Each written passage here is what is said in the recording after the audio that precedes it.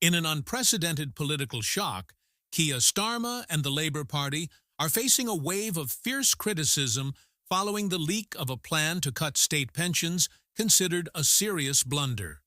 This leak has not only caused public panic, but also threatens the financial future of millions of retirees in the UK. The big question is whether this is merely a mistake or part of a deliberate plan to push millions into hardship. Let's discuss this in today's video. Expectedly, a confidential document leak has shaken the political world, and the retired community rumors suggest a major overhaul of the state pension system.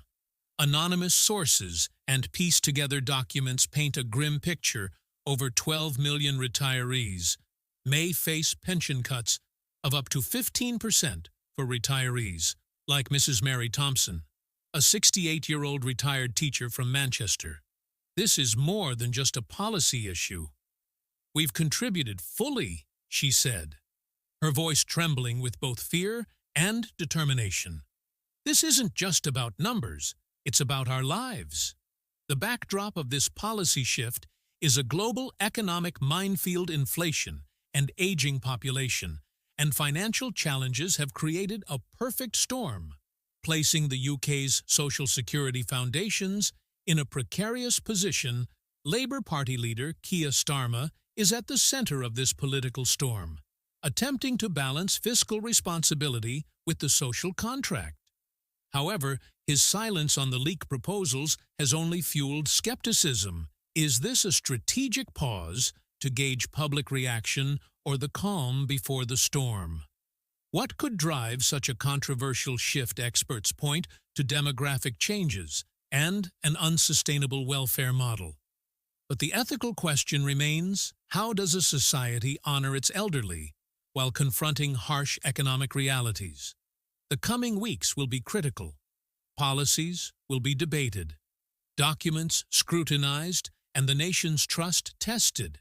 This is not just about pensions, it's a battle for the soul of the social contract, as the UK stands on the brink of a transformative shift.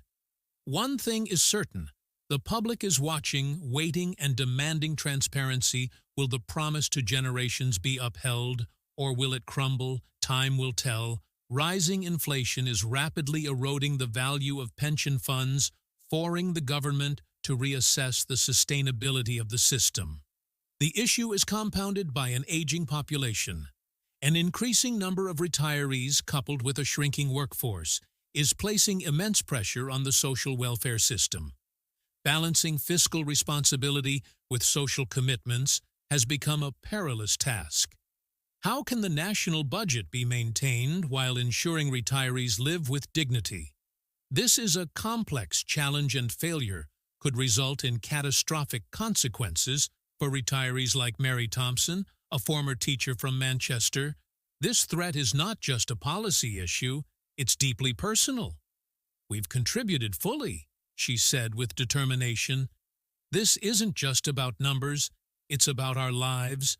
Cuts to pensions would not only impact finances, it would mean sacrifices in quality of life, access to health care, and the dignity every retired deserves for millions. These changes could determine whether their old age is secure or becomes a daily struggle for survival. The Labour Party's silence following the leak plans has only fueled speculation. Analysts suggest this might be a strategic move to test public reaction.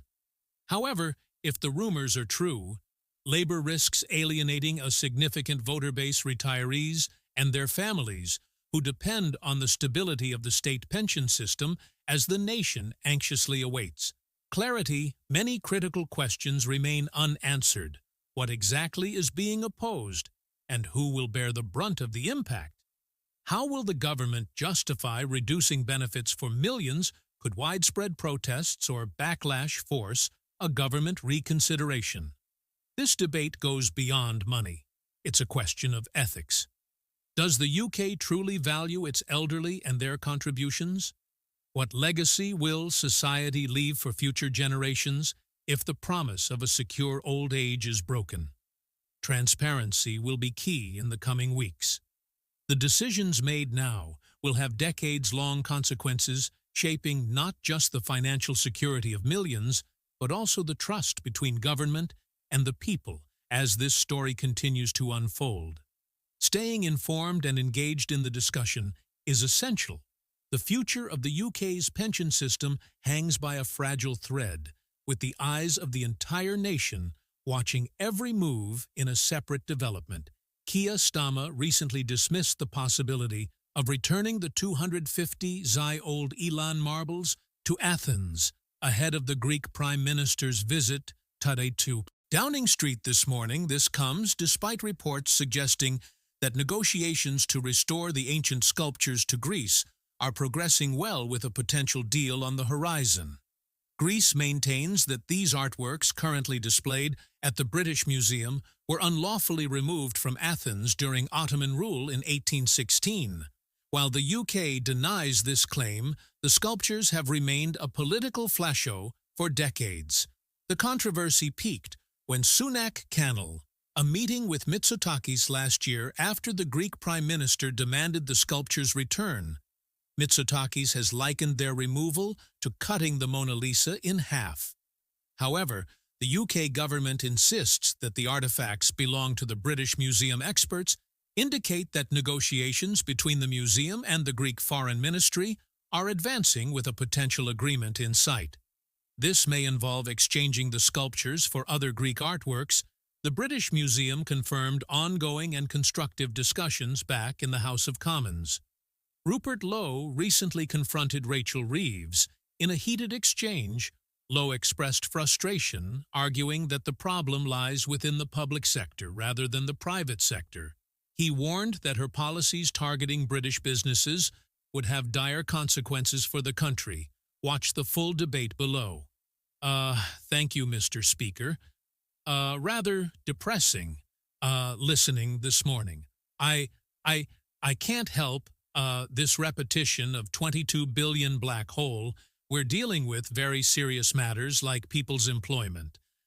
Ultimately, I hear the chants of talking about a central planning agenda.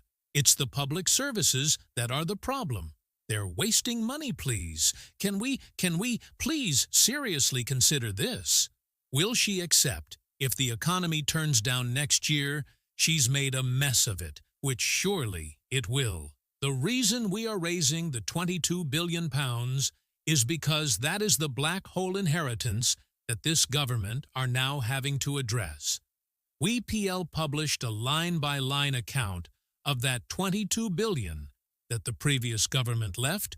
We are now growing the economy through our national wealth funds, our planning reform, our pensions reform, as well as reforming our public services so that we can deliver for the people we came in here to represent. Switching to another news story, an unexploded bomb has been discovered along the Portsmouth coastline, prompting an immediate evacuation and the establishment of security cordon in the South Sea area. The discovery was made this morning by workers involved in the SUI Coastal Defense Project, leading to a swift response from emergency services.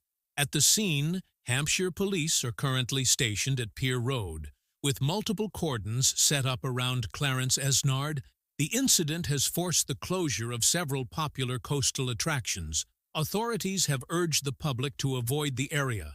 While bomb disposal efforts are underway, emergency services remain on site, working to ensure the safety of the community in affected areas. Key locations, including the Blue Reef Aquarium, the D-Day Museum, Clarence Pier, and parts of South Sea Common, have been evacuated.